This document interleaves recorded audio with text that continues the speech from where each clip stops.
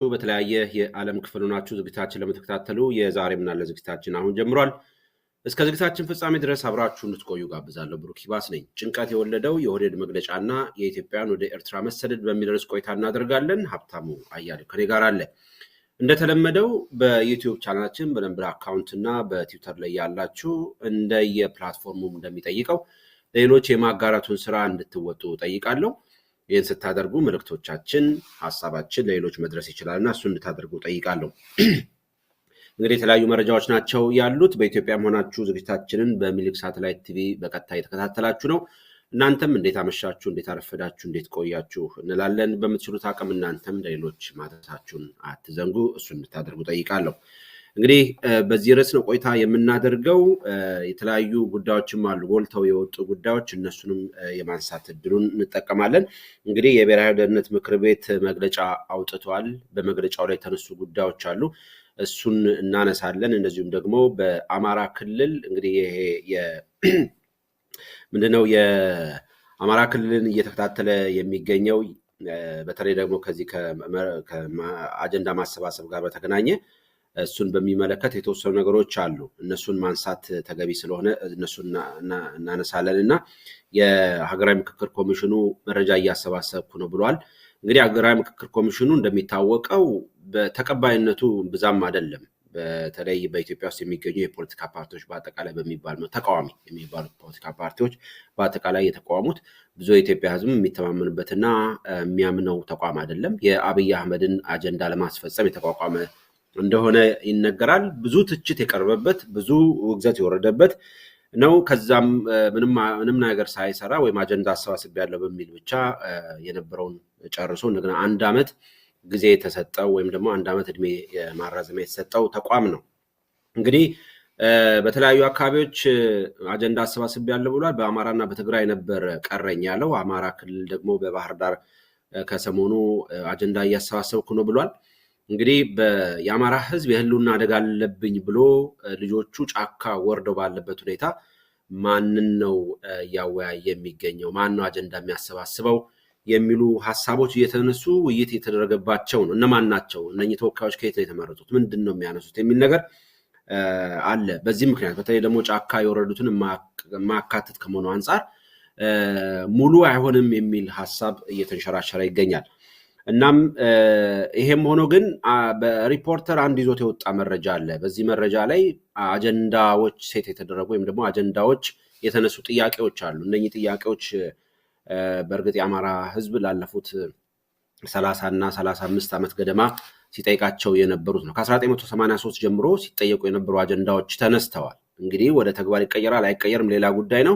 ሌሎች አጀንዳዎች፣ የፖለቲካ ጥያቄዎች፣ የኢኮኖሚ ጥያቄዎች፣ ሌሎች ነገሮች አሉ። የተነሱት ነገሮች ምንድነው? በማንነትና በወሰን አከላለል፣ በህገ መንግስት ማሻሻያ፣ በጉልበት በተወሰዱ መሬቶች፣ በብሔራዊ ሰንደቅ ዓላማና በአዲስ አበባ ከተማ ላይ ትኩረት ያደረጉ አጀንዳዎች እንደሆኑ ነው የተነሳው እና በተለይ ደግሞ በ1983 የተቋቋመው ህገ መንግስት እንግዲህ ጥያቄው ተነስቷል።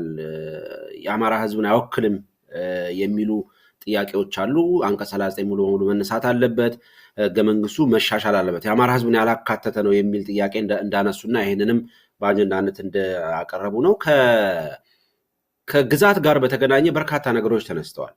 የተወሰዱ የአማራ ክልል መሬቶች ከጎንደር ወልቃይት፣ ሰቲት ሁመራና ጠገዴ፣ ከወሎ ኮረም፣ አላማጣና ራያ፣ ከጎጃም መተከልና ፓዌ እንዲሁም ከሸዋ ደራ አካባቢዎች ከህገ መንግስቱ ውጪ ከአማራ ላይ በጉልበት የተወሰዱ በመሆናቸው ለባለቤቱ የአማራ ህዝብ ይመለስ የሚል ጥያቄን ማቅረባቸው ነው የተነገረው። እንግዲህ ሪፖርተር በርካታ ተሳታፊዎችን እንዳነጋገረ ነው የተረዳሁትና በሪፖርቱም ያቀረበው።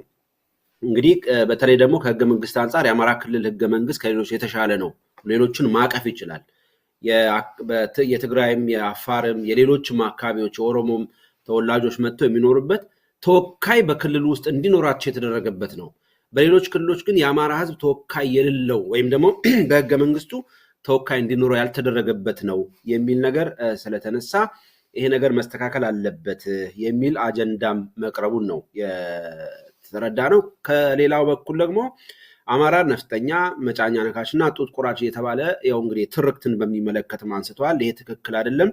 ይሄ በተሳሳተ መልኩ ወይም ደግሞ በአማራ ህዝብ ላይ እንዲህ አይነት ጫናዎች እንዲፈጠሩና በዚህ ምክንያት የአማራ ህዝብ እንዲገደል እንዲሳደድ እንዲፈናቀል ተደርጓል የሚል ነገር ማንሳታቸው ነው እንግዲህ ቀደም ብዬ እንዳነሳሁት አንቀጽ 39 ሙሉ በሙሉ እንዲሰረዝና የኢትዮጵያን ህዝብን እንዲበታተን ወይም ደግሞ እንዲጠላላ ያደረገ እንደሆነ ጠይቀዋል ከባንዲራ አንፃር ከሰንደቅ ዓላማ አንፃር አረንጓዴ ቢጫ ቀይ ሰንደቅ ዓላማ የኢትዮጵያ ሰንደቅ ዓላማ ነው በላዩ ላይ ምንም አይነት የሌለበትና ወደ ነበረበት ወደ ክብሩ መመለስ አለበት የሚል ጥያቄም እንዳነሱ ነው የተረዳ ነው ስለዚህ ሌላው ምናልባት ከባንዲራ ጋር በተገናኘ ይሄ ክልል የሚለው ወይም ደግሞ ከጎጥ ጋር በተገናኘ ባንዲራ ይቆማል ይሄም ራሱ ለኢትዮጵያ መበታተን ምክንያት ነው ወይም ደግሞ አሁን ላለንበት ግጭት ምክንያት ነው ብለው የአማራ ተወካዮች የተባሉት እንዳነሱት ነው ሌላው ቀደም ብዬ እንዳነሳሁት አዲስ አበባ ጉዳይ ነው በዚህ ምክንያት የአማራ ተወላጅ ከደራ በኋላ አዲስ አበባ እንዳይገባ እየተደረገ እየታፈነ ስለሆነ ሙሉ በሙሉ በአዲስ አበባ ጉዳይ ላይ ውይይት ተደርጎ የአዲስ አበባ የሁሉም ኢትዮጵያዊ እንደዚሁም ደግሞ የአፍሪካ መዲና ከመሆኑ አንፃር ጥቂቶች ወይም ደግሞ እኛ ይገባናል የሚሉ አካላት በሚያነሱት ጉዳይ በዚህ ምክንያት በሚፈጠር ነገር አሁንም ከቀውስ የማይወጣ አካባቢ ስለሚሆን ይሄም ነገር እንዲታሰብበት የሚል አንስተዋል ስለዚህ በአማራ ክልል እንግዲህ ሁሉንም አላካተተም ተብሏል የተነሱ ጥያቄዎች ግን ዋና ዋና የሚባሉት እነኚህ ናቸው እነኚህ ጥያቄዎች በእርግጥ የአማራ ህዝብ የሚያነሳቸው ጥያቄዎች የአማራ ህዝብ የተገደለባቸው የተሳደደባቸው የተፈናቀለባቸው የሞተባቸውና እንዲሳቀቅ የተደረገባቸው ናቸው የህልውና አደጋ አለብኝ ብሎ ጫካ እንዲገባ ያደረጉ ነገሮች ናቸው እዚህ ላይ እንግዲህ ሌሎች ጥያቄዎች ሊኖሩ ይችላሉ የምክክር ኮሚሽኑ አላካተተም የሚባለውም በተለይ በጫካ ያሉት ምንድነው ጥያቄያቸው የሚለውን ነገር ካልተካተተ በሌሎችም አካባቢዎች አሰባስብ ያለው ቢልም እነኚህ ነገሮች ባለመካተታቸው ወይም ደግሞ ሁሉንም ባለማካተቱ ተቀባይነት የለውም እንግዲህ አብይ አህመድ ከምክክር ኮሚሽኑ ጋር በተገናኘ ምንም አይነት ነገር እንደማይቀበል አረጋግጧል ለምሳሌ ሽግግር መንግስት ቢባል ኮምፕሊትሊ አብይ አህመድ እንደማይቀበል በግልጽ ተናግሯል እሱ ከሚያስበው አጀንዳ ውጪ እሱ ካስቀመጠው ፍሬም ውጪ ሌላ አይነት እንደማይቀበል የታወቀ ነው እነኚህም ተወካዮች እንደሚሉት እነኚህ የምናቀርባቸው አጀንዳዎች ሄደው ይቀርባሉ ወይ ውይይት ውስጥ ይሳተፋሉ ህብረተሰቡ እንዲያውቃቸው ይደረጋሉ የሚል ስጋት እንዳላቸው የጠቀሱበት ሁኔታ በሌሎች ሚዲያዎችም ተዘግቦ ታዝቤያለሁ ስለዚህ ከዚህ አንፃር ምናልባት ምንሰጥበት አስተያየት ካለ ሀብታሙ የተወሰነ ነገር እንዲልበት አደርጋለሁ ሌላው ምናልባት እንግዲህ ይሄ የብሔራዊ ደህንነት ምክር ቤት መግለጫ አውጥቷል ባለ 3 ገጽ መግለጫ ነው ያወጣውና መግለጫው በርካታ ነገሮችን ያነሳል በተለይ እንግዲህ የኢትዮጵያ የባህር በር ማግኘትን አጀንዳ በሚመለከት ዋናው በትኩረት እንዲሰራበትና በተጀመረው ግለት እንዲቀጥል የሚል አንቀጽ አስቀምጠውበታል ወይም ደግሞ አረፍተ ነገር አለው በተጀመረው ግለት እንዲቀጥል እንዲሁም ዓለም አቀፍ ማህበረሰብ በኢትዮጵያ በቀጠናው ሰላምና ደህንነት ለማረጋገጥ የነበራትና ያላትን ከፍተኛ ሚና እንዲረዳም አገዛዙ ጥሪ ማቅረቡን የሚያመለክት መረጃ ነው ይሄ እንግዲህ ሁለት ነገሮችን ነው እዚህ ጋር አሁን ያለው ግለት እንዲቀጥል ይፈልጋሉ ሁለተኛ ደግሞ ዓለም አቀፍ በዚህ ግለት ላይ ዓለም አቀፍ ማህበረሰብ የኢትዮጵያን ፍላጎት እና ኢትዮጵያ ሊያስፈልጋት የሚችለው ከባህር በር ጋር በተገናኘ ሚናውን ሊጫወት ይገባል የሚል ነው እንግዲህ ይሄ በዚህ ጉዳይ ላይ ሀብታሙ የሚሰጠውን አስተያየት ይኖርናል እንደተለመደው አሁኑኑ በዩቲዩብ ቻናላችን በረምብል አካውንት እና በትዊተር ላይ ያላችሁ በምትችሉት አቅም ሌሎች ጋር እንዲደርስ እንድታደርጉ ጠይቃለሁ በአላችሁበት የዩቲዩብ ቻናል ላይ ሰብስክራይብ ማድረጋችሁንም አትዘንጉ እሱን አድርጉ ሀብታሙ እንዲገባ ጠይቃለሁ አሁን ሀብታሙ ጋር ቆይታ እናደርጋለን አብትሽ ከመጣ እንግዲህ ቀደም ብያነሳቸው ነገሮች በዝርዝር እንሄድባቸዋለን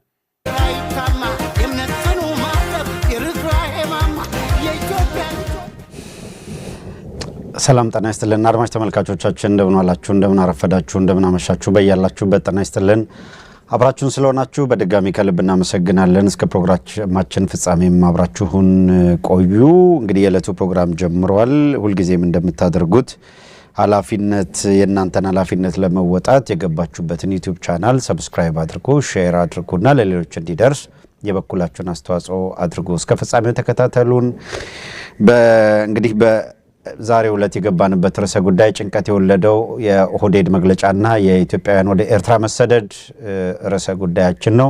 በጣም አጠር ላለ ደቂቃ ነው ከተለመደው አጠር አድርገን ነው የምንጨርሰው። ዛሬ ዋና ዋና ነገሮች ላይ እናተኩራለን።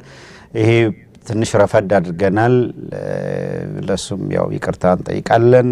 ከዚያ ደግሞ ቀጣይ አርቲስት ሽመልስ አበራ ጆሮ ደግሞ የሁለት እንግዶች አሉት፣ እነሱን ይዞ ይቀርባል ከወዲሁ ከአሜሪካ። ከዚህ ፕሮግራም በኋላ እንደዚሁ ለአጭር ደቂቃ መረጃዎች ይሰጡናል። እሱን ስለምንሰማ እኔና ብሩክ ቀዳሚውን የዛሬ ምን አለ ፕሮግራም በአጭር ደቂቃ ውስጥ ለማጠቃለል እንሞክራለን። ዘርዘር ያለ ከመግለጫው ጋር የተያዘ ማብራሪያ ብሩክ አንስተሃል። እኔ በሌሎቹ አንተ ያነሳቸው እንደተጠበቁ ሆኖ በተለይ የተባበሩት መንግስታት ሪፖርትና የአብይ አህመድ አገዛዝ ወይም ኦህዴድ ባወጣው መግለጫ ላይ አተኩራለሁ። አድማጭ ተመልካቾች እንግዲህ ሁለት የተባበሩት መንግስታት ሪፖርት አለ፣ የኦህዴድ ያወጣው መግለጫ አለ። ከዛ በፊት እንደው እግረ መንገድ ነውና እኛም እንዲሁ ዝም ብለን አለፍ ብለን ላለመሄድ ሰሞኑን በተከታታይ ጌታቸው ረዳን ስናነሳ ነበረ። የታደሰ ወረደ ወደ ስልጣን መምጣት በትግራይ አሁንም አነጋጋሪ ሆኖ ቀጥሏል። ደጋግመን እንደነገርናችሁ ታደሰ ወረደ ወደ ስልጣን ሲመጣ ከኦህዴድ ጋር ከአብይ ጋር የግድ ዲል ፈጽሞ የአብይን መስማማት ኮንሰንት ይፈልጋል። እንደምታውቁት አብይ አህመድ በታደሰ ወረደ ወደ ስልጣን መምጣት ተስማምቻለሁ ካለ በኋላ በመሃል ታደሰን ወደ አዲስ አበባ አስጠርቶ ሚስማማበትን ጉዳይ አነሳ። ያን ጊዜኛ ነገርናችሁ። ታደሰ ወረደን አብይ አህመድ የታደሰ ወረደን ስልጣን በትግራይ ሊያጸድቅለት የሚችለው ሁለት ነገር እስከፈጸመ ብቻ ነው፣ እስከተስማማ ብቻ ነው።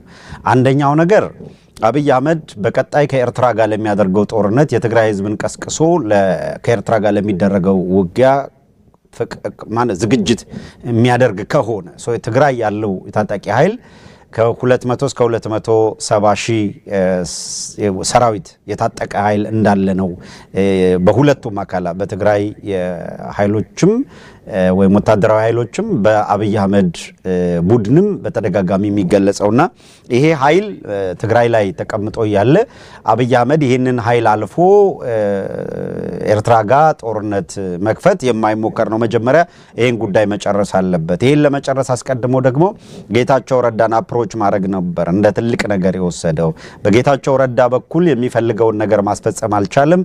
የጌታቸው ካቢኔ ጊዜያዊ አስተዳደር ምንም ቢሟላለት የትግራይ ህዝብን እንኳን አነሳስቶ ወደ ኤርትራ ለመዋጋት ለጦርነት ማዘጋጀት ይቅርና አብይ አህመድ የሚሰጠውን ጥቃቅንም ፍላጎትና አጀንዳዎች ማስፈጸም የሚችልበት ጉልበት ጌታቸው ረዳ አላገኘም። ስለዚህ አማራጭ የተደረገው ምንድነው ነው?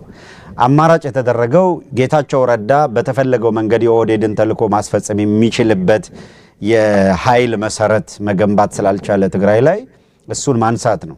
ለና አብይ አህመድ ጭንቅ የነበረው ጌታቸው ረዳን ማንሳት ቀጥሎ የሚመጣው ኃይል የኦህዴድን ተልዕኮ ለማስፈጸም በጌታቸው ረዳ ልክ ፍቃደኛ አይሆንም የሚል ነው ፈተናቸው። ስለዚህ አማራጭ ያደረጉት በህግ ህወሓት የሚባለውን ኃይል መሰረዝና በአጠቃላይ ይሄ ቲዲኤፍ የሚባለውንም ኃይል በዲዲአሩ አፍርሶ በዚህ መንገድ ማዳከም የሚል ነበረ። ይሄንን በማስፈራራትም በህግም በምንም ተሞከረ፣ እሱ ሳይሳካ ቀረ። ሲቀር የግዴታ በቃ ጌታቸው ረዳን በማንሳት አንድ ጊዜ ተሞክሮ ጓንት ሆኗል። ጌታቸው ረዳ ኦህዴድ ጓንት ነው ያደረገው ከህወሓት ጀነራሎች ጋር ቦክስ ለመግጠም ጌታቸው ረዳን ጓንት አደረገው። ከዛ ያው ቦክስ ከተሞካከሩ በኋላ ጓንት አንድ ጊዜ ከተጣላበት በኋላ አውልቀጥለ ሌላ ነው የምታደርገው። ስለዚህ ሌላ ጓንት ይፈልጋል ኦህዴድ እዛ ትግራይ ያለ አንድ ጓንት። ያ ጓንት ከኤርትራ ጋር ለሚያደርገው ጦርነት ጌታቸው ረዳን እንኳን ለኤርትራ እዛው ለእርስ በርስ ከተጠቀመበት በኋላ አልሆነም፣ በቃ አውልቆ ጥሎታል። እሱ አሁን የነታደሰ ወረደን ቡድን ጓንት አድርጎ ከኤርትራ ጋር መግጠም ወይም ሲምፕሊ አሰብን መቆጣጠር የሚል ፕላን አለ በአብይ አህመድ በኩል።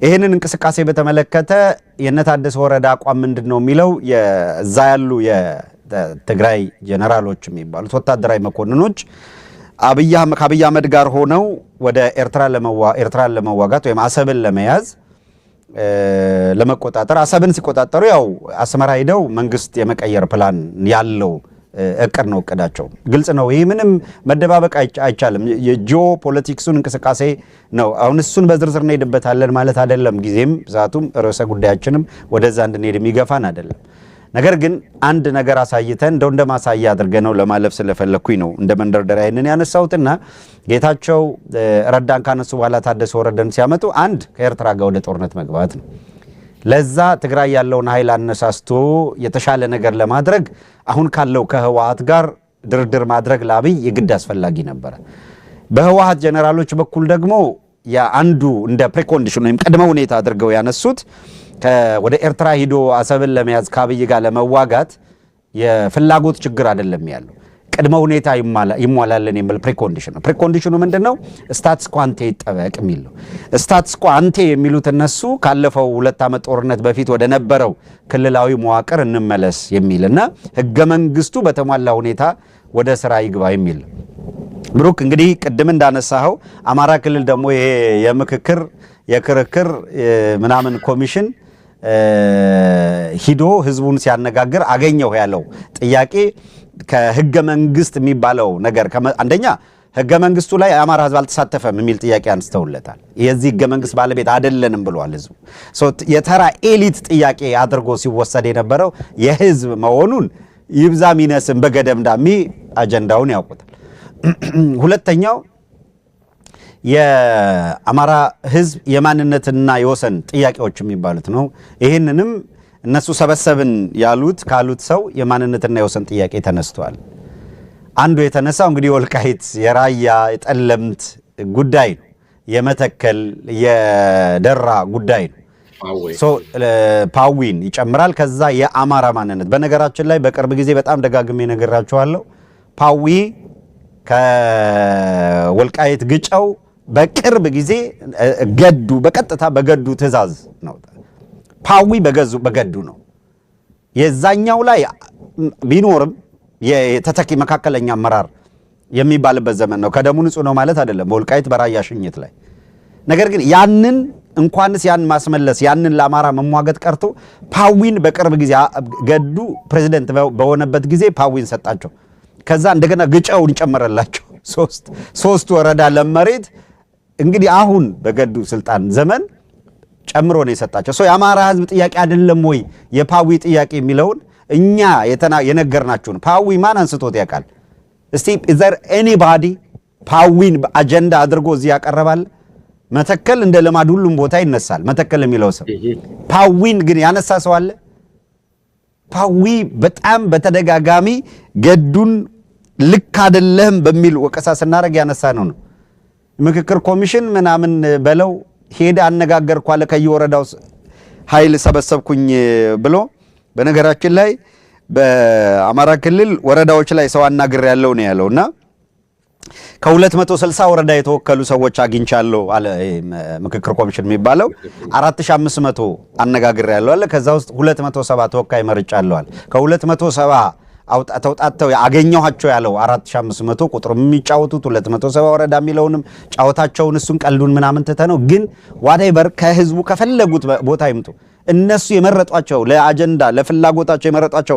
ካድሬዎችን እንኳን ሰብስበው የነሱ ካድሬዎች እንኳን ጥያቄውን ሪያሊቲውን ተነስቷል የፓዊ ጉዳይ አሁን አጀንዳ ሆኖ ተነስቷል ማን መቼ በምን ሁኔታ ሸኘው ሲባል ገዱ ይነሳል ግጫው እንዴት ሄደ ሲባል ከአባይ ወልዱ ጋር በቃ ያማራና በትግራይ በኩል ያለ የድንበር ጉዳይ ፋይል ዘጋን ያለ ያነሳው ይነሳል ይከተለዋል በቃ ስራው ስለሆነ ብዙ ማይገርመው ግን የሱ ልጆች የሳልሳዊ ባዕዴን ውላጆች በጣም በሚደንቅ ሁኔታ ደራ ጉዳያቸው አይደለም ወልቃይትማ እንደው በቃ እንደ ወልቃይት ተብሎ እንዲነሳውላ ፍላጎት እንደሌላቸው ደጋግመው እያሳወቁ ነው ያሉት የነገሩ ነው ያሉት በይፋ ገዱ አይነካብን ገዱ ንጉስ ነው እያሉ ያሉ አካላት ገዱ የትግል መሪ ነው እያሉ ያሉ አካላት የሸጠውም ይሂድ እንደውም የኛ አይደለም የትግላችን ማዕከል አይደለም ወደ ማለት ሄደዋል የትግልን ማዕከል ሌላ ቦታ ሄደ ተፈልገው ይሆናል የአማራ ህዝብ የትግል ማዕከል ወደድክም ጠላም በርካቶቹ መስዋዕትነት የከፈሉለት ወልቃይት የአማራ ክልል የትግሉ ሴንተር ነው 4 ኪሎ ሴንተር የሆነውን ያክል ወልቃይት ሴንተር ነው ራያ ሴንተር ነው ማንነትን አይ እጅ ማንነት አይደለም እግር ማንነት አይደለም እያልክ ልትሄድ አትችል በሰው ሚዛን መለኪያ አንዳንዱ እንደሚለው ሰው ማለት በቃ ካንገት በላይ ነው መታወቂያ እንኳን ሲሉ መጋቢ አዲስ ሰምቻለሁ ካንገት በላይ ነው ለመታወቂያ የሚወሰደው ካንገት በላይ እንኳን መታወቂያ የአማራ ህዝብ መታወቂያ ተብሎ ካንገት በላይ ቢነሳ ወልቃይትን ወይ አይንጋ ወይ አፍንጫጋ ወይ ጆሮጋ ታገኘዋለህ ሴንተር ነው ወይስ ራያ የስ መተከል የህዝቡ መሰረታዊ ጥያቄ ነው that's why ነው በየትኛው መድረክ ይነሳል በየትኛው ሁናቴ ውስጥ ይነሳል አይ በተአምር በቃ ያ ማለት ምን ማለት እንደሆነ ታውቃለህ በቃ አንተ ጎቤ መልኬን ከመቃብር ቀስቀሰ አስነስተህ ራስ ተኩሰ እንደገና መገደል ማለት እኮ ነው በነገራችን ላይ በወልቃይት ጉዳይ ለአንድ ጎንደሬ እኔ ብቻ አይደለም እኮ ጎንደሬ ቢለውን እኮ ጸጋይ ገብረመድህን እንኳን ይሉታል እኮ ወልቃይት ፍም ነው ገና እሳት ነው ይወጣል ታየዋለህ ጎንደሬ ነው ታየዋለህ የቴዎድሮስ ዘር ነው ሚለው How can this strange 40,000-year-old magnetic heart secret help you manifest love effortlessly? Did you know your heart has its own magnetic field? It's 100 times stronger than your brain's. And in a second, I'm going to show you how you can supercharge it to become magnetic. When you do this, your perfect partner will chase you. They'll want to commit to you. It's called your Taurus field, and most people's Taurus field are small and weak. It's most likely lying dormant inside you right now. If you activate it with this magnetic heart secret, love will be magnetized to you. It's so easy and fast to do this. It literally takes minutes to start. Do you know why some people attract love effortlessly while other people struggle? They knew this 40,000 years ago in the Aboriginal culture. And when you use this, people will start noticing you more, giving you more attention, wanting to get to know you. That cute guy at work who never looks your way, the hot guy at the gym who ignores... አይቻልም በቃ ዝም ብሎ ድቃይ ካልሆነ በቀር ምንድነው በሌላ እንዳይተረጎም እንጂ ይቃል በጭራሽ በፖለቲካሊ ነው እኔ አስተሳሰብ ነው ሰዎች እኔ ጄኔቲክስ የፖለቲካ መመዘኛ ነው ያልኩ አይደል ፖለቲካሊ ግን የተመረዘ ቶክሲክ የሆነ ነገር ውስጥ የገባ ካልሆነ በቀር እንደ ባዕዴን ሳልሳዊ ካልሆነ በቀር ነው ወይ የትኛው ማካል የሚያነሳው ጥያቄ ነው መፍትሄው ምንድነው ካልክ የአማራ ህዝብ ሐቀኛ ጥያቄ መሆኑን አውቀ የትኛው ማካል አብይሁን ሌላው አካል ይሁን ኤኒ አካል ይሄ ጥያቄ የአማራ ህዝብ መሰረታዊ ጥያቄ መሆኑን ጥንቅቅ አድርጎ ተረድቶ አውቆ ሲያበቃ እንዴት መፍትሄን ናምጣ የአማራ ህዝብ ጥያቄ እንዴት ይመለስ ይሄ ያነጋግራል ችግር የለም በአማራ ህዝብ መሰረታዊ ጥያቄዎች ላይ ተነጋግረ ምንድነው ሚቹዋል ትረስት ከገነባ ለሚቹዋል ቤኔፊት መስራት ትችላለህ ዊን ብቻ ሳይሆን ዊን ወደሚለው የአንደኛ ክፍለ ዘመን ፕሪንሲፕል አሸንፋለሁ ብቻ ሳይሆን ታሸንፋለህ አሸንፋለሁ በለው በዊን ፕሪንሲፕል ወደፊት መምጣት የምትችልበት እድል ይኖርሃል ይሄ ካልሆነ ግን ሸራርፈህ በአማራ ጥቅም መደራደርን በተመለከተ ግን ደጋግሜ ማነሳው ነው ሁሉ ጊዜ አንድ የዶክተር አምባቸው ንግግር አለ አይ ቲንክ ነበረን የዶክተር አምባቸው ንግግር በቅርብ ካለ ከመውጣታቸው በፊት ለማሳየት ሞክራል የአማራን ህዝብ ጥቅምና ፍላጎት አሲዘን ነው ያለው ዶክተር አምባቸው ከየትኛው ቡድን ሆነ ግለሰብ ጋር አንደራደርም ነው ያለው አንነጋገርም በጥቅሞቻችን ጉዳይ ከማንንም ጋር አንመካከርም አንነጋገርም አይደለም ያለው ነገር ግን በተአምር አንደራደርም የአማራን ህዝብ ጥቅም መሰረታዊ ፍላጎት አሲዘን ጫቁማራ እንጫወትበትም ነው ያለው that's በቃ ቤዝ ላይ ከዛ ሳምነው ብትል ዋዋ ጎቤ መልኬ ብትል ምንም እሳት እኮ ነው ለምድሩ ነው እኮ የሚፈጀው ቀላል እኮ አይደለም ከጥንት እስከ ዛሬ በዚህ መሰረታዊ ፍላጎትና የአማራ ህዝብ ጥያቄ የሞቱ በርካቶች ናቸው ነፍሳቸውን አሳልፈው የሰጡ ቀላል አይደለም ትኩስ ነው የሳሙኤል አወቀ ደሙ ትኩስ ነው ገና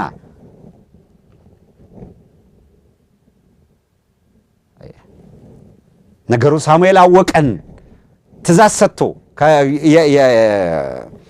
በስልጣን ዘመኑ ያስገደለን ሰው መሪ አረጋለሁ ብለህ ከቆምክ በኋላ ምን ትርጉም አለው?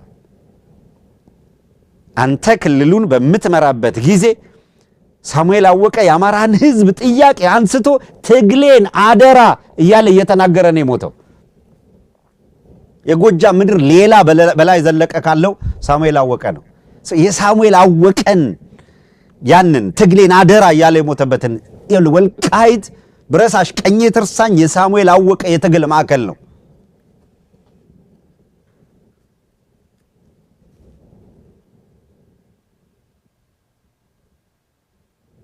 ይሄንን ክደህ እንዴት ሊሆን ይችላል? ነፍሴን አደራ እሸቴ ሞገስን ክደህ እንዴት ሊሆን ይችላል? it's impossible እኮ በጣም እኮ ከባድ ነገር እኮ ነው። ቅዱስ ሚካኤል ምስክሬ ነው እያለ የተሰዋውን በእሸቴ ሞገስ ላይ ቀለደህ፣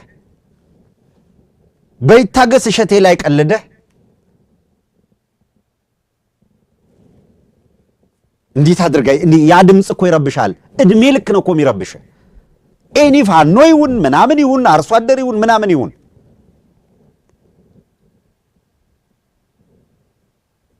ከጸበኛ ጋር ጸበኛ ሆነህ ኑር አይደለም እያልኩ ያለሁት። ነገር ግን አንድ ነገር አለ። እነዚህ አካላት ቅዱስ ሚካኤልን ምስክር እየጠሩ ይታገስ እሸቴ ሞገስም አንሸሽም ኖ ወይ አንሸሽም ይሄንን እያሉ ያረፉበት መሰረታዊ ፍላጎትና ዓላማ ምንድነው? ከማጋ ሲታገሉ ነው። ስለዚህ እነ ይታገስ እሸቴ አትሊስት ልጆቹን ዞር ብላ አላየ ሊሆን ይችላል። ይታገስ እሸቴ ሞገስን የሸዋ ምድር ግን ይፈጃል። በእውነት እንደው ይሄንን ቃሉን አጥፈህ የአማራን ሕዝብ መሰረታዊ ጥያቄዎች ዳምፕ አድርገህ ያላረገውን ጀነራል ምግበይን ጃኑ አስለብሰህ በግድ ፖለቲካ ይሄ እኮ የእውነት በጣም ያሳፍራል። እንደው አንዳንድ በጣም ዊርድ እና መጥፎ ቃላቶች መጠቀም ይቅርብኝ ልተዋቸው እና አይቻልም። በቃ መሰረታዊ ጥያቄ ነው። ማንም የትም ቦታ ያንሳው የህዝቡ ጥያቄ ነው። ይህን ጥያቄ ዳምፕ አድርገህ የፈለግከውን ልታረግ የምትችልበት እድል የለም ነው። እሱን ካልኩኝ እነዚህ መሰረታዊ ነገሮች የትም ቦታ በምንም ሁኔታ ላይ ይነሳሉ እና አሁን አብይ አህመድ ምን ሊያደርግ ነው እየፈለገ ያለው? አየህ ሳይውል ሳያድር በጣም በዚህ አጭር ጊዜ ውስጥ ሳይውል ሳያድር የሆነ ነገር ከመፈጠሩ በፊት ግን አሁኑኑ ምን እየተፈጠረ ነው ያለው?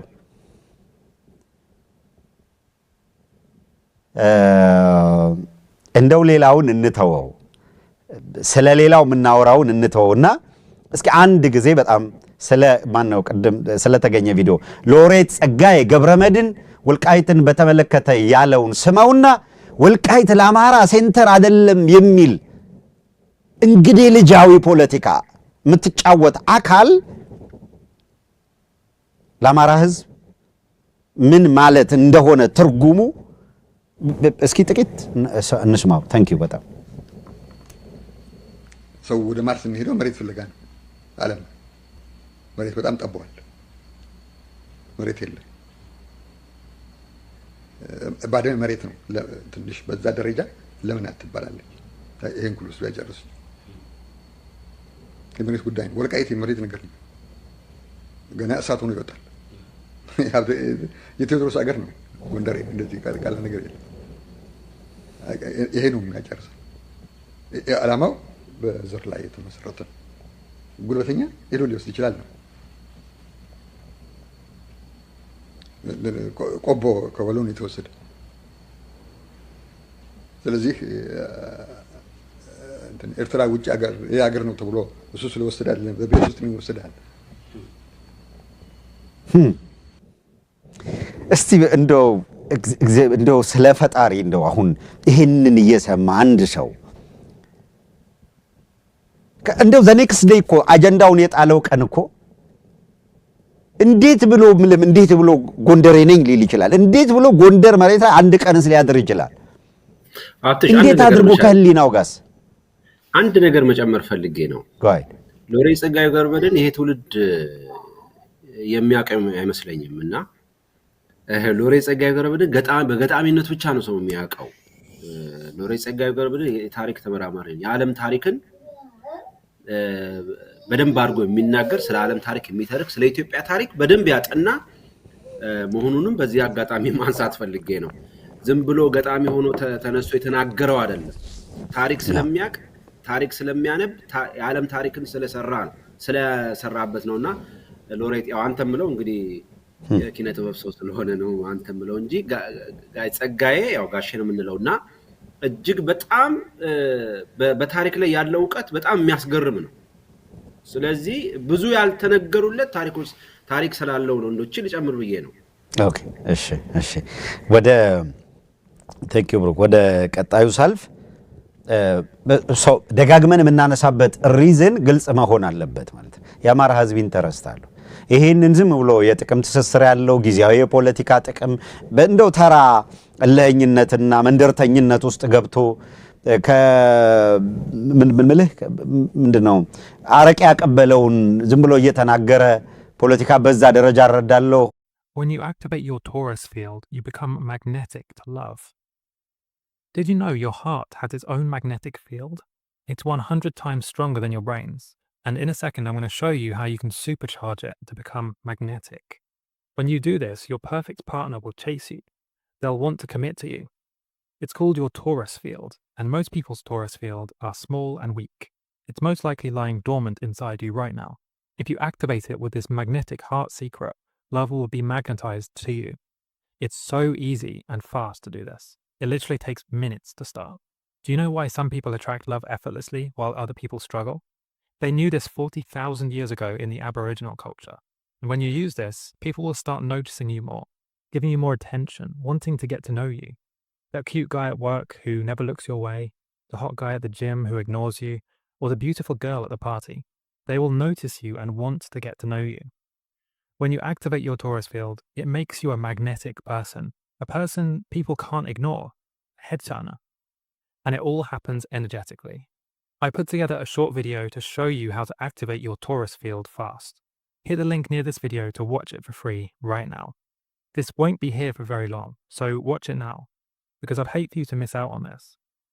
The cool thing is that this works without needing to go on loads of boring or cringy dates, without needing dating apps. When you see how this works, you'll actually think it's magic. So stop pretending you've given up and that you're happy being single. You have the choice to attract love magnetically, just like I did. I've seen it before. A woman struggles for so long to find love that she pretends she's given up, that she's just going to wait for the right guy to come along. But deep down, she hasn't given up. She's just so tired of trying so hard and getting nowhere. You deserve to manifest love. Tap the link above now. If the video is still available, you'll be able to play it instantly. But I have to warn you, when you start using this, things can change fast. Suddenly getting lots of new attention from attractive people can be overwhelming. So take things slow and use this for good purposes. I believe you're seeing this for a reason, so don't miss out on this chance. I'll leave the screen black now to give you the time to click the button.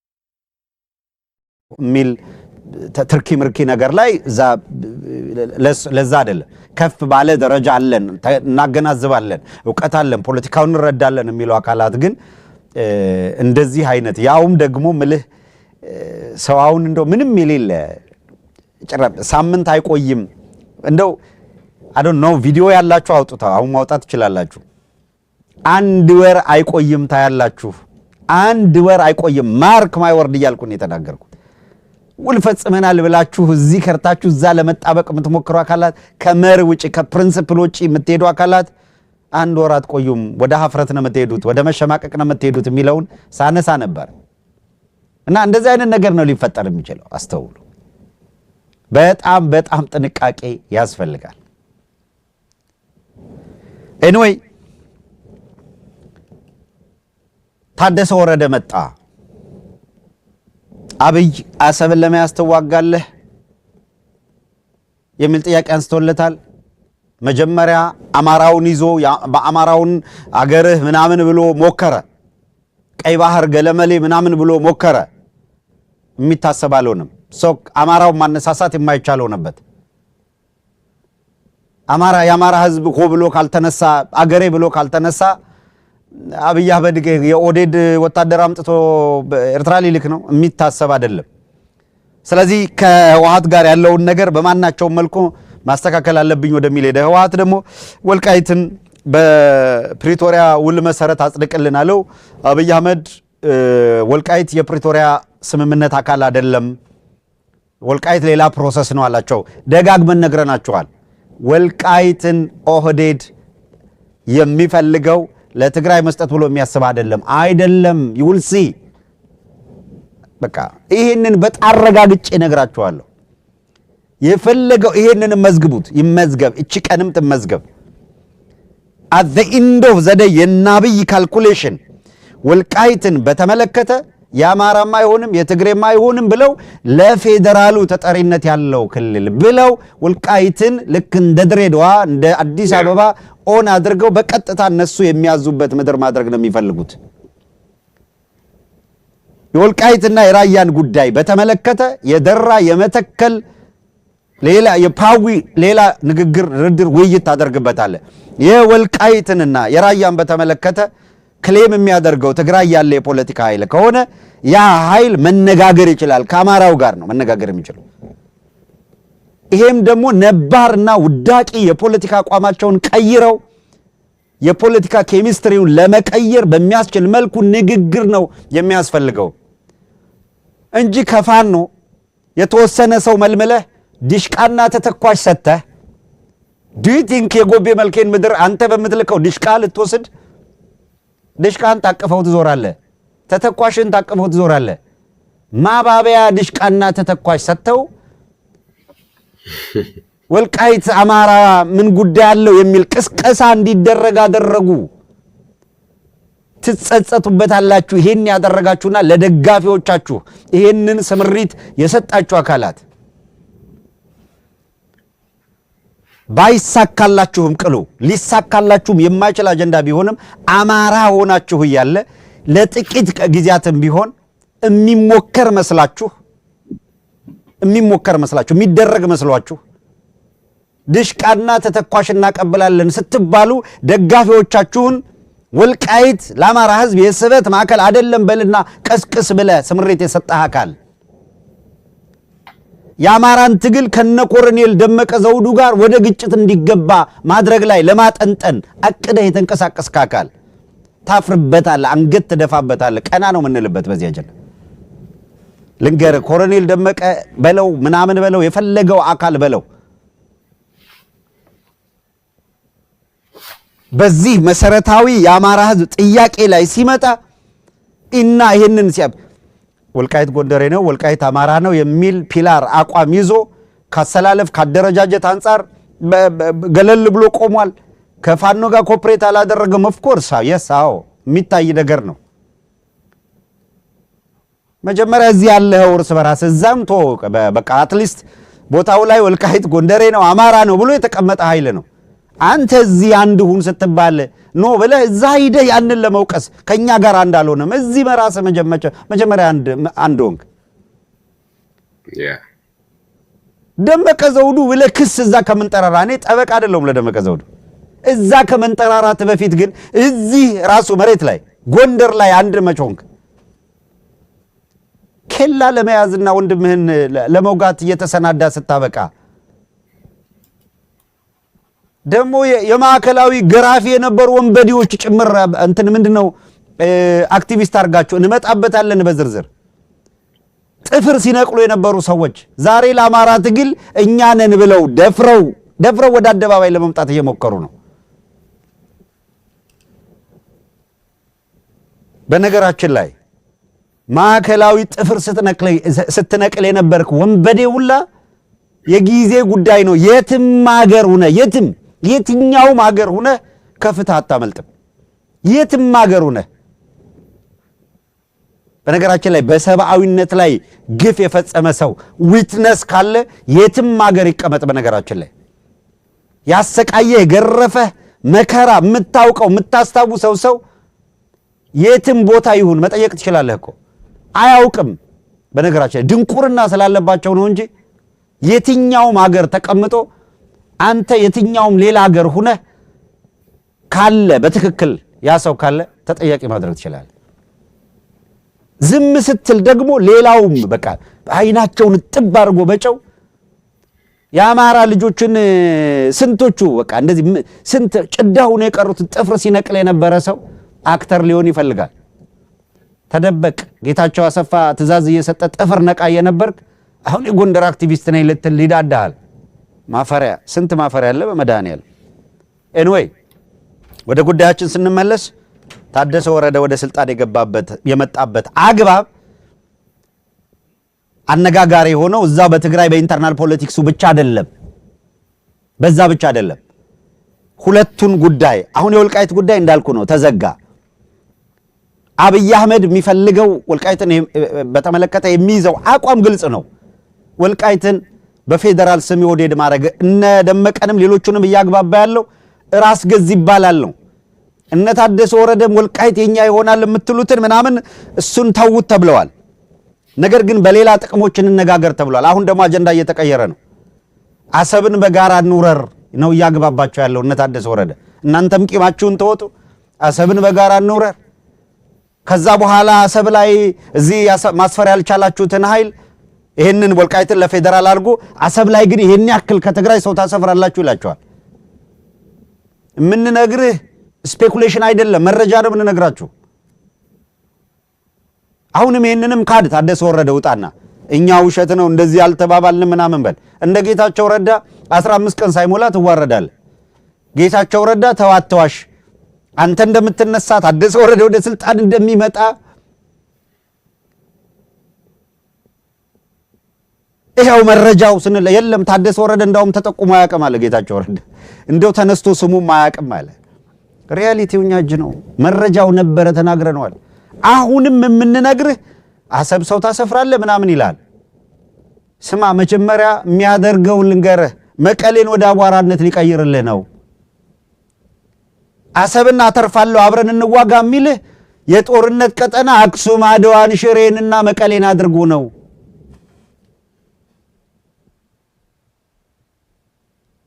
በ15 ቀን ጨርሳለሁ ብሎ አማራ ክልል ገብቶ ከፋኖ ጋር 2 ዓመት የሞላው ቡድን በ3 ቀን በ2 ቀን ምናምን አረጋለሁና እና አሰብ እንሄዳለን እያለ ነው። ጎፍልተህ ባልተገባ መንገድ ጥቅሞቻችሁን እናስከብራለን ብላችሁ ባልተሰላ መንገድ ወደ እንደዚህ አይነት ሁኔታ ስትገቡ የሚያስከፍለውን ዋጋ ካልኩሌት አድርጉት። አብይ አህመድ ትግራይንም በ2 ሳምንት የምስራች ምናምን ተቆጣጠርኩ ካለ በኋላ 1 ወር 2 ወር ማስተዳደር አቅቶት ደጀን የሚሆን ህዝብ አይደለም ብሎ ትቶን የወጣው 5 ክፍለ ጦር አስወድሞ ቲፒኤልኤፍም ባጭር ጊዜ ውስጥ በቃ ቀራቅር ላይ ትንሽ ውጊያ አድርጋ ወካ አድርጋ ምሳ ባህር ዳር ራት አዲስ አበባ ብላ ነበር ያሰበችው። የአብይ አህመድ ጢባጢቤ መጫወቻ ሆናር። ሁሉም እብሪት የተሞላበት የካልኩሌሽን ውስጥ እየገቡ ያልሆነ ስተት ነው እየሰሩ ያሉት። አያዋጣችሁም ነው ይሄን ይያል ያለ ነው። አይጠቅማችሁም ነው ይያልን ያለ ነው። ለሰን ብትወስዱ ይቻላችኋል። አይጠቅምም። የማይገባ ነገር ነው ያደረጋችሁ ያላችሁት። አንዱ ይሄ ነው የሆነ ሆኖ ግን እምቢ ብለው ገፍተው ግን ይበጀናል ብለው ከሄዱ ደግሞ ኦፍ ኮርስ ለህዝቡ ነው ምናዝ ነው። ትሞሽ አለቃለህ። ምዕራባውያን በዛም በዚህም በኩል ሌላችሁም አረቡም የሚቧደነው ተቧርነው እየተዘጋጅቶ ነው የሚጠብቅ አሰፍስፎ ስትገባለት ቀለበት ላይ ትገባለታለህ። ፖለቲከኞቹን ምንም በቃ ሀፍረት ስለጠፋ ምን የሚል ነገር እንሰማለን መሰላችሁ? አያችሁ እንደው እንትናን አያችሁት ጌታቸው ረዳ መስዋዕትነት ከፈለ። ለምንድን ነው መስዋዕትነት የከፈለው? እስኪ ንገረኝ። ለትግሉ ብሎ በኢትዮጵያ ውስጥ አሻራ አስቀመጠ። አሻራ ጣቱ ቢታይ እንዲህ አይነቱ ሌባ ለስርቆት አሻራውን የሚፍቅ ነው። አሻራ ምን እንደሆነ አያውቅም ማለት ነው። የምን አሻራ ነው የምታወራው? እነዚህ ፖለቲከኞች ወቅቱ ይፈልገዋል ያሉትን ፖለቲካ እየተገላበጡ ለምቾታቸው ከመስራት የዘለለ አንዲት ፕሪንሲፕል የሌላቸው አንዲት መርህ የሌላቸው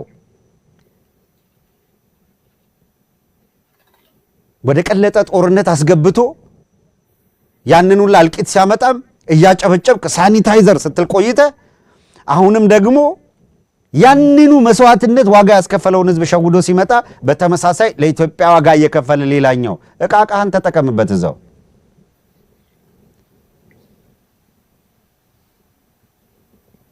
የኦህዴድ ፖለቲከኞች ብልጥ ሊሆኑ ይፈልጋሉ፣ ካልኩሌት ሊያደርጉ ይሞክራሉ። እሱማ ስማ ሽመልስ አብዲሳ የአማራን ህዝብ በትእዛዝ ካስፈጀው በኋላ ባህር ዳር መጥቶ ካባ ተሸልሟል እኮ እየተጨበጨበለት እና ባህር ዳር ምን የትላንቱ አይገርምም እኮ በለጠ ሞላ አለ እኮ ቀለጠ ነጋሻው ግርሻ ይኸው አሁንም እኮ እያጨበጨቡ ነው ያሉት። የትላንት አይገርመን ኮንፊውዝ አደረግናቸው ኮንቪንስ አደርጋቸው እያሉ የአማራ ህዝብ መቀለጃ የሚያደርግ ሽመልስ አብዲሳ በገደሉ ቁጥር ባህር ዳር እየመጡ ካባ እየተሸለሙ በህዝቡ ላይ ይሳለቁበት ነበር። አገኘው ተሻገር ታስታውሱ የለ ከኛ ቀድማችሁ እየሞታችሁ ይላል። ወለጋ እኮ 218 አማራ በአንድ ጉርጓድ በተቀበረ ማግስት የኦህዴድ አመራሮችን ሰብስቦ እናንተ ለኛ ብላችሁ ከኛ ቀድማችሁ እየሞታችሁ ይላል። እንዲህ አይነት የምድር ጉድ እንዲህ አይነት በስንዴ መካከል እንደሚገኝ እንክርዳድ ብቻ እኮ አይደለም። እንክርዳድ ወጋለው እንደው ለከብትም ለምንም ሊውል ይችላል። ጥላሁን ገሰሰ ነው አንድ ዘፈን ያለው እንክርዳድ የተንከረደደ ስንዴ መስሎ ገብቶ ስንቱን አሳበደ ይላል። እንክርዳድማ ወጋለው እንደውም ከነዚህ ጋር ሲነጻጸር ሰው ታደሰ ወረደ መስመሩን ይዟል። ቀጣዩ ስቴፕ ምን ይሆናል የሚለውን እያየን ነው። ቀጣዩ ስቴፕ ምን ይሆናል የሚለውን ግልጽ ሆኖ እየመጣ ነው። አሰላለፉ ላይ በተመለከተ ማለት ነው። የራሱን ቤት የራሱን ገበና የራሱን አሰላለፍ ከማስተካከል ይልቅ የማንን ተልኮ ይዞ በየቦታው የውስጥ ንትርክ ሲሰራ የነበረ የሳልሳዊ ብአዴን ተላላኪ ቡድን በትክክል ዘንድሮ አሁን በሚገባ እርቃኑን ቀርቶ የተጋለጠበት ነው። አንድ ጌታቸው ረዳን የሚመለከት አንድ ቪዲዮ አለ። በቀዳሚነት አሁን ሽግግር ሲያደርግ ያኛውን ቪዲዮ ውስጥ ሽግግር ሲያደርግ ጌታቸው ረዳ በቃ ዛሬ ስልጣኑን አስረከበ ምናምን ለምትል ጫውታ የተነሳቻለች።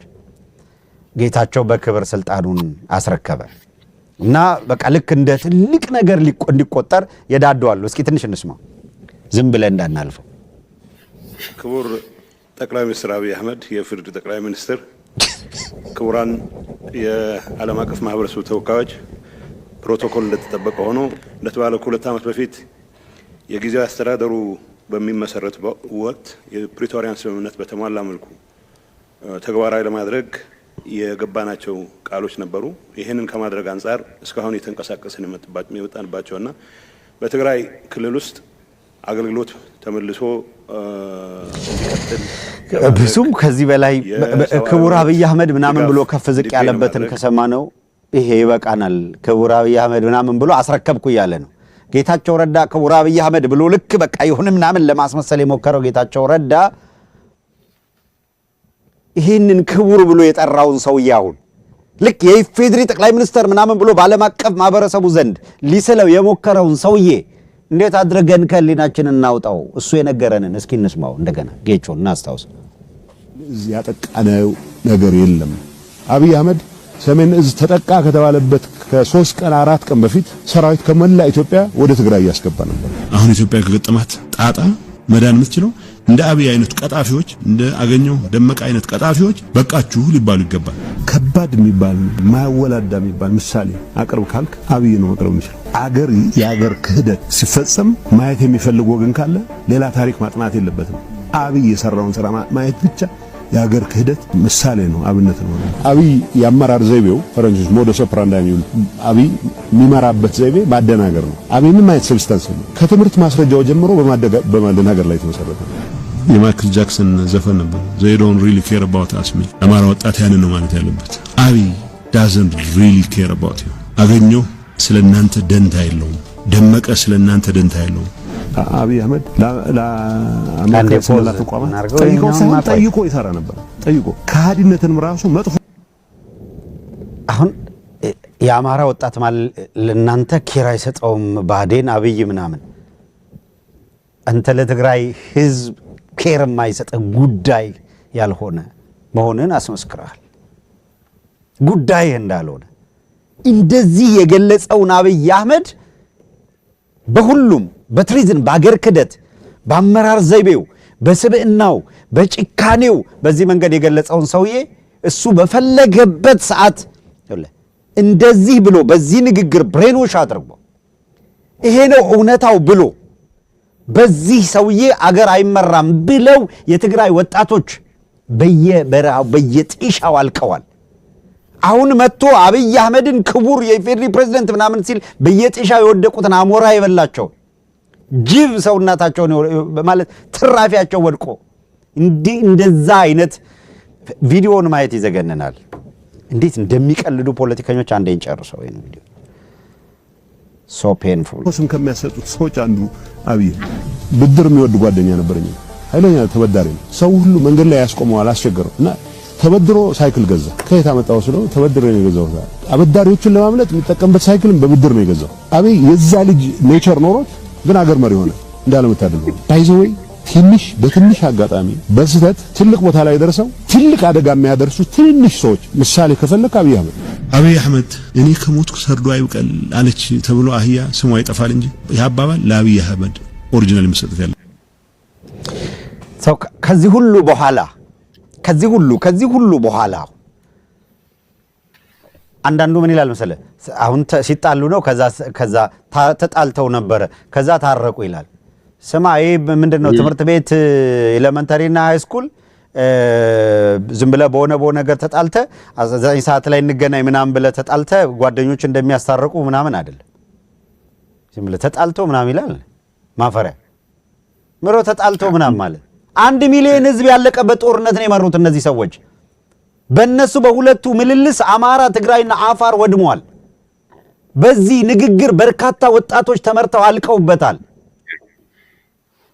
ዛሬ ትክክል አይደለም ካላልክ ነገ ምንድነው ልትል የምትችለው ፖለቲከኞች እንደዚህ አይነት ቀጣፊ ስብዕና አልባ ሲሆኑ ቢያንስ ትክክል አልነበረም ይኸው ለአውሮፓና አሜሪካ ሰዋዊ አስተሳሰብ ያላቸው አካላት if they made a single mistake resign አድርገው ከመድረኩ ከምናምን ነው የሚጠፉት እንዴ ይሄንን ሁሉ ሲናገር የነበረ ሰውዬ ስተሰርቻለሁ ካለ እንኳን ሹልክ ማለት ነው ያለበት ምናልባት ሀብትሽ ጨምርበት ራሱ ይሄንን ንግግር እነኝን ንግግሮች የተናገረው በስሜታዊ ሆኖ እንደሆነ አድርጎ የተናገረበት ንግግር አለ ብዙዎችም በዚህ እየሳሉት ነው አቶ ጌታቸው የተናገረው አንዱም የሚጣል ውሸት የለው ትክክለኛ እውነት ነው የተናገረው እና ህብረተሰቡ አሁን አብይን ክቡር ምናምን እያለ ሲጠራ ትላንትና የተናገረው በቃ በስሜት ነው ተብሎ እንዲያዝ የሚፈለግ ነገር ያለ መስሎ ይሰማኛል አንዳንድ ሪያሊቲው እንዴት ተለውጠው አለ በስሜት እንዳትለው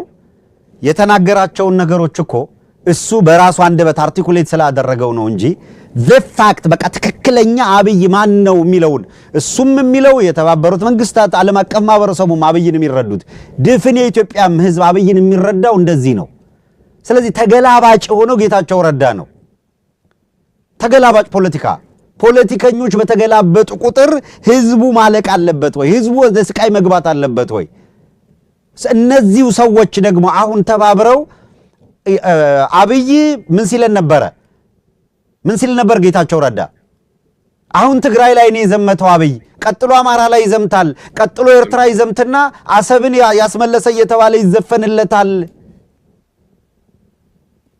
የአማርኛ ዘፈን አለ ብሎ ተናግሮ እኮ የማን ቤት ፈርሶ የማን ይቀራል እንዲህ አይነት ዘፈን እንዳለ ሁሉ እንዲህ የሚል የማን ቤት ፈርሶ የማን ይቀራል የሚል ዘፈንም አለ እንተያያታለን ሲል ነበር የነበረው አሁን ከአብይ ጎን ተሰልፎ የኤርትራ ላይ ለሚደረግ ዘመቻ አዝማች ሊሆን ነው ከአብይ ጎን ተሰልፎ አማራ ላይ የሚደረገውን ዘመቻ ሌጂቲሜሲ እየሰጠ ነው እጅ እየነሳ ትላንትና ትግራይ ላይ ያንን ሲናገር የነበረ ሰውዬ ጉዳዩ የምናነሳቸው ፖይንቶች በሙሉ የመርህ ጥያቄዎች ናቸው፣ የፕሪንሲፕል ጥያቄዎች ነው እያነሳን ያለነው። በምክንያት ኖት ኦንሊ ጌታቸው ረዳ ነገነ ታደሰ ወረደም ሌሎቹም ያንን ህዝብ አስተባብረው ለሌላ ጦርነት ሊያዘጋጁት ነው ወይ? በነገራችን ላይ ጦርነት እንዳይመጣ ነው እየተከላከልን ያለነው። አሁንም እየተከላከልን ያለነው እነዚህ ሰዎች በደርሶ መልስ በአዙሪት እነሱ ሲጣሉ እውነታውን እየተጋፈጡ እየተናገሩ ሲታረቁ ደግሞ እየሸወዱን እንዲሄዱ መፍቀድ የለብንም የሚለውን ለማንሳት ነው። ሁለት ነገር ብቻ ምንድነው መሪ ሩሱ ላይ ካሉት ፈጠን ብዬ ላቅርብ። አንደኛው የተባበሩት መንግስታት ያወጣው ሪፖርት ነው። ሁለተኛው ብሩክ የጸጥታ ምክር ቤት የሚባለው ያወጣው ሪፖርት ነው። የጸጥታ ምክር ቤት አድማጭ ተመልካቾቻችን የጸጥታ ምክር ቤት የሚባለው ያወጣው ሪፖርትን በተመለከተ ይሄ የጸጥታ ምክር ቤት ሪፖርት ሲያወጣ የአብይ አህመድ የጸጥታ ምክር ቤት እንግዲህ ሲባል የአብይ ኦህዴድ ማለት ነው እና አብይ አህመድ፣ ብርሃኑ ጁላ፣ ጌታቸው ጉዲና፣ ደመላሽ ወልደ ሚካኤል ማባያ ደግሞ ተመስገን ጥሩነህ፣ ሬድዋን ሁሴን ምናምን ይጨመሩበትና ጸጥታ ምክር ቤት ምናምን ይባላል። በስፋት ሌላ ጊዜ እንሄድበታለን። የጸጥታ ምክር ቤት አወጣው ያለው ይዘት ፍሬ ከርሲኪ ነው። በጣም የሚያስቀው ፓርት የሚታገሉን አካላት ይላል እየከሰሙ ነው ወዘተረፈ በቃ አቅም አልባ እየሆኑ ነው ምናምን ይላል። የዛሬ ዓመት ከ7 ከ8 ወር ትግሉ በተጀመረ የአማራ ላይ ትግል በተጀመረ በአንድ ሳምንት በሁለት ሳምንቱ የአማራ ጥያቄ አንስቶ መታገል በጀመረ በሁለት ሳምንቱ ለቃቅመን ጨርሰናቸዋል፣ በየጢሻው እየለቀምን ነው ምናምን ሲሉ ነበር። የዛሬ 5 ዓመት 6 ዓመት ወለጋ ላይ እንትን ምንድነው ሸኔን እየለቃቀምነው ነው ብለው ዶክመንተሪ ይሰሩ ነበረ። ማአት እነዚህ አርሶ አደሮች እና አባገዳዎች ዱላ ይዘው ጫካ ሲዞሩ ያሳየ ነበረ። ጦጣና ዝንጀሮ የሚፈልጉ ነው የሚመስሉት። ዱላ ይዘው መትረየስ ምናምን ታጥቆ የቡድን መሳሪያ ታጥቆ በየትምህርት ቤቱ ካምፕ ሰርቶ የሚታገል ሸኔ በየጫካው ተቀምጦ እነሱ የሆነች ጢሻ ውስጥ ፋናና ኢቲቪ እየቀረጿቸው ዱላ ይዘው ምንድነው ሲሄዱ ይታያል። ሸኔን እያፈላለጉ ይላሉ ማለት። እንዲህ አይነት ድራማ ሲሰሩ የነበሩ ሰዎች የኢትዮጵያ የጸጥታ ምክር ቤት ጉዳይ ገምግመናል ብለው መጡ። ተመልከት፣ አገሪቷ በአስተማማኝ የጸጥታ ሁኔታ ላይ አለች ይላል። እዛ ላይ አብቅቷል። በቃ ኦህዴድ ያወጣውን ወረቀት መግለጫው የወረቀቱን ያህል ቫልዩ የለውም። አንድ ወር አልሞላውም 200 የአማራ ተወላጆች ከአዲስ አበባ ከማንም ከባህር ዳር አልፈው ወደ አዲስ አበባ ሲሄዱ አባይን ተሻግረው ወደ አዲስ አበባ ሲሄዱ አዲስ አበባ አፍንጫ ስር የታገቱት 200 ደርሰዋል። ያልተቋረጠ ጦርነት አማራው ጋር አሁንም እየተካሄደ ነው የሚገኘው። እንደምታውቀው ኦሮሚያ ውስጥ በየጊዜው የዚህ ወረዳ አመራር የዚህ ወረዳ ሞተ ምናምን ነው የምትሰማው። የመንግስት አመራር የሚል ስያሜ ያላቸው ማናቸውም አካላት በፓትሮል በመትረየስ በቡድን መሳሪያ ታጅበው ከተሞች ላይ ከመንቀሳቀስ የዘለለ አንዲት ቦታ በነፃነት ውልፍት የሚሉበት ቦታ የለም። ምንድነው የሚያወሩት እነዚህ ሰዎች? ሰው ባዶ ነው። የጸጥታ ምክር ቤት ምናምን የምትለውን እርሰው ግን ዝም ብለው ያው ለፉከራ ያክል ጸጥታ እንደዚህ አድርገናል፣ አስተማማኝ ሁኔታ ላይ እንገኛለን፣ ጠላቶቻችን ለቃቀምናቸው፣ ትራፊ ምናምን ገለመሌ ወደሚል ነገር ብለዋል። ተረት በላቸው የትም የሚደርስ አይደለም። በዝርዝር አልሄድበትም ሰዓት ጋር እየተሻማው ስለሆነ ነው። አንደኛውንም ላንሳ። የተባበሩት መንግስታት ኢትዮጵያውያን ወደ ኤርትራ መሰደዳቸውን በሪፖርቱ አካቶ በጣም አስገርሟል። ብዙ ሰው እያነጋገረ ነው። የተባበሩት መንግስታት በትላንትናው ዕለት ያወጣው ሪፖርት ላይ ኢትዮጵያውያን ባጭር ጊዜ ውስጥ በዚህ በቅርብ ጊዜ ውስጥ 163,000 ኢትዮጵያውያን አገራቸውን ጥለው ተሰደዋል ይላል በሪፖርቱ። 163,000 ለስደት ከመረጧቸው ዴስቲኔሽኖች መካከል አንዷ ኤርትራ ናት። አትገረሙም ታዲያ? በዚህ በአጭር ጊዜ ውስጥ 163,000 ስደተኞች አሉ። ታስታውሳላችሁ አይደለም? አብይ አህመድ ወደ ስልጣን እንደመጣ አውሮፓ ንግግር ሲያረግ አዳሜ ከጥግ እስከ ጥግ ተሰብስቦ አዳራሽ ሞልቶ ያለ በቃ ልቡ ፍስስ ብሎ አብይ አህመድ ንግግሩ አቅልጦት ምን ነበር ያለው? ከእንግዲህ በኋላ ኢትዮጵያውያን ወደ አውሮፓ የሚመጡት ለጉብኝት ነው እንጂ ለስደት አይደለም። ከዛ ምንድን ነበረ እንትኑ ምንድነው ይሄ ዲስኮርሱ ፍሰቱ ይቀየራል ነው ያሉኝ። ፍሰቱ ይቀየራል። ከዚህ በኋላ ከአውሮፓ ወደ ኢትዮጵያ ነው የሚሰደዱት። አዳራሹ በጭብጨባ ቅልጥ አለ ማለት ነው። 163,000 ተሰደዋል በአጭር ጊዜ ውስጥ ይላል። ይሄ በየባህሩ እየገባ የሞተውን በየጊዜው በሊቢያ በረሃ የቀለጠውን ምናምን እኮ ምንም ያልተመዘገበውን ቶ የተባበሩት መንግስታት እኮ በስደተኝነት የመዘገበውን ነው በቁጥር የሚያውቀው። ከመዘገቡት 163,000 የሚልቀው በየበረሃው የቀረው ነው ሳያውቀው አገሩን ቤትም በኩል ትቶ የሚሰደድ ልንገርህ ወዴት እንደሚሄድ ግራ ገብቶት እንጂ ልቡ አገር አልባ ነኝ ብሎ የተሰደደው ደግሞ እልፍ ነው፣ ቁጥር የለውም። መውጫ ያጣ የጨነቀው ምንም መግቢያ መውጫ ያጣ አንድ ሐኪም ሰማ ነበረ። ስፔሻላይዝድ ያደረገ ሐኪም እንደ ቃለ ምልልስ ያደረገ ደሞዜ 11500 ብር ነው አለ። ቤት ክራይ ባለ አንድ መኝታ ኮንዶሚኒየም 10,000 ብር 9,000 ብር ያውም ወጣ ብለህ የሚገኝበት ይሄ ባለ አንድ መኝታ ኮንዶሚኒየም 9,000 ነው የሚጠራው 10,000 ነው የሚጠራው። ቤት ክራይ ነው ማረገው ደሞዝ ነው ማረገው ይሄ የሚለው ሐኪም ነው። ስታመም ይላል እኔ ሲታመሙ ያከምኳቸውን ታካሚዎችን ያክል እንኳን መታከም የምንችልበት ቦታ የለም እኔ በታመም ይላል። የኢትዮጵያ ሐኪሞች ደረጃቸው በዚህ ደረጃ ሆኗል። ከአውሮፓ ተሰደህ ትመጣለህ፣ ከአሜሪካ ወደ ምናምን ወደ ኢትዮጵያ ተሰደዳለህ ሲል የነበረው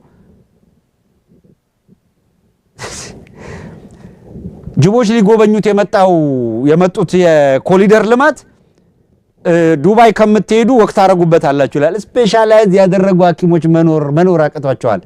ካኒ ኢማጂን ስፔሻላይዝ ያደረገ ዶክተር ከእድሜው ላይ ምናልባት ከግማሽ በላይ በትምህርት ያሳለፈ አካል በዚህ አይነት ሁኔታ ሰርቫይቭ ማድረግ አልቻለም። ከዛ በታች ያለውን አስበዋል። እናቶች ዝም ብሎ በየሰፈሩ ጠላ ሽጠው ምን ብለውም ልጆች የሚያስተምሩ የነበሩ ቅጠል ሽጠው የሚያስተምሩ የነበሩ እንደው ጀስት አስበው ለደቂቃና እንዴት ነው ህዝቡ እየኖረ ያለው? በዓል መጣ። ለስንቱ ጭንቅ ነው፣ አሁን ለስንቱ መከራ ነው። ይብዛም ይነስም ቤተ ዘመድ በውጭ ያለው ነው እንደው ትንሽም ሰርቫይቭ እያደረገ ያለው እንጂ ኢትዮጵያ ውስጥ ያለው መከራ አይደለም። ኦህዴዶች ከንግድ ባንክ በወሰዱት 1 ትሪሊየን ገንዘብ በየቦታው ህንፃ ገብተው የሚያሸሹትን አሽሽተው ባለሀብቱንም ሌላውንም አስጨንቀው የሰበሰቡት ገንዘብ በአገሪቷ ስም ባመጡት ብድር በየመንገዱ መብራት ተክለው አሸበረቀች ከተማዋ ደመቀች ይሏል። ግን ስፔሻላይዝ ያደረጉ ዶክተሮች በልተው ማደር አይችሉም። የዩኒቨርሲቲ ተማሪዎች ተማሪዎች ፎርጌድ መምህራን ያሉበትን ስቃይ የምታውቁት ነው። እችን ሀገር ነው አደገች የሚሉት። የጸጥታ ምክር ቤት የሚባለው ተሰብስቦ መኖር መግባት መውጣት በማይቻልበት ሀገር በለጸገን ይላል። እዚህ ጋር እናቁም። ብዙ ቢሄድ ብዙ ብል በእነዚህ ጉዳዮች ላይ ደስ ባለኝ ማለት እንደው በስፋት ልንሄድበት የምንችል አጀንዳ ነው። ግን ስንገባ አርፍደናል። እንደውም አሁን በጣም ይቅርታ ጠይቃለሁ፣ ሰዓት ተጋፍተናል የቀጣዩን ፕሮግራምና አይ ቲንክ ፕሮግራማችንን ሰብሰብ አድርገን በዚሁ ላይ እንቋጨውና አድማጮች እንዲሁ እንዳላችሁ ቀጣይ ፕሮግራም ስላለ በቀጣዩ ፕሮግራም ላይ ደግሞ እንደዚሁ ተሳተፋላችሁ። እነዚህ አጀንዳዎች ግን ዛሬ ስላነሳናቸው የሚያበቁ የሚሞቱ በቃ የምንላቸው አጀንዳዎች አይደሉም። የምንቀጥልባቸው አጀንዳዎች ናቸው። የበለጠ የምንነጋገርባቸው አጀንዳዎች ናቸው። ስለዚህ የዛሬውን ውይይታችንን ከሰዓት አንጻር ነው እዚህ ላይ እንቋጭና ብሩክ ወደ ቀጣዩ ፕሮግራም ስለሚሄዱ እኔም ሌላ ፕሮግራም ያለኝ መሄድ አለብኝ። ድምጽ የለም። ድምጽ ብሩክ ይቅርታ፣ አንድ መረጃ ማድረስ ፈልጌ ነው። አስቸኳይ አሁን የደረሰኝ መረጃ ነው።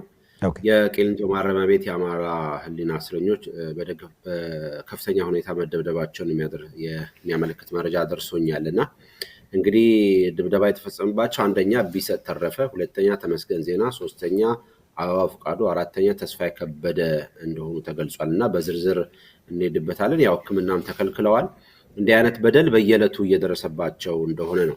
ምናልባት የሚያሰቃዩት ተብሎም ስም ዝርዝር ደርሶኛል። አንደኛ ኮማንደር ንጉሴ ጉርሜሳ ጥበቃና ደህንነት ኃላፊ፣ ሁለተኛ ዋና ኢንስፔክተር ኢብራሂም እስረኛ አስተዳደር ኃላፊ፣ ሶስተኛ ኢንስፔክተር መስፍን ጥበቃ ኃላፊ እንደሆኑ ነውና ይሄንን ለሰብአዊ መብት ድርጅቶች ማቅረባችሁን እንግዲህ ማቅረባ ያስፈልጋልና እንዲህ አይነት በደል እየደረሰ መሆኑን ከዛው ከውስጥ ያገኘነው መረጃ ያመለክታል። በዝርዝር እንሄድበታለን። ይሄን ለመጨመር ነው ሀብትሽ ማጠቃለል እንችላለን። ምናልባት በዚሁም በሰናበት ከሆነ በመላውም ዓለም ሆናችሁ ዝግጅታችን ተከታተሉ የነበራችሁ የዛሬ ምናልባት ዝግጅታችን አሁን ተጠናቋል። ከዚህ ዝግጅት በኋላ ጥቂት ደቂቃዎች በኋላ ሽመልስ ከእንግዶቹ ጋር ይመጣል። እንድትከታተሉ እንጋብዛለን። በእኛ በኩል አብቅተናል። ጤና ይስጥልኝ።